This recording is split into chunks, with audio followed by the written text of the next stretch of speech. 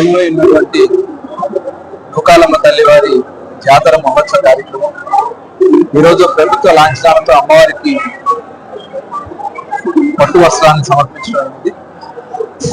అమ్మవారి చాలా కాలం నుంచి ఇక్కడ ఉన్నటువంటి దేవాలయానికి దగ్గర 15 కోట్ల రూపాయలతో చాలా అద్భుతంగా అంగరంగ వైభవంగా ఆలయాన్ని తీర్చిదిద్దారు.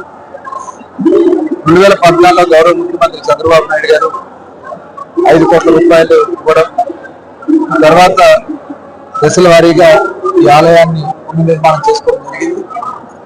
మొన్ననే రాజగోపురం కలశ ప్రతిష్ఠ కూడా జరిగింది.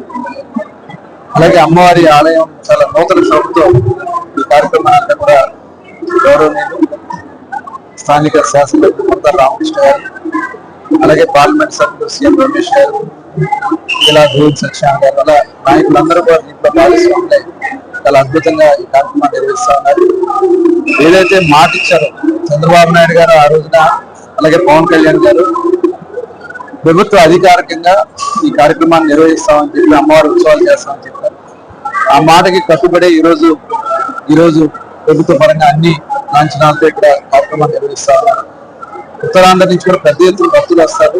వారందరికీ కూడా ఎక్కడ ఏ ఇబ్బంది రాకుండా అటు జిల్లా కలెక్టర్ గారు, అలాగే ఎస్పీ గారు, అధికారులందరూ కూడా, ముఖ్యంగా ఎండోమెంట్ డిపార్ట్మెంట్ అందరూ కూడా అన్ని చర్యలు తీసుకోవడం జరుగుతుంది.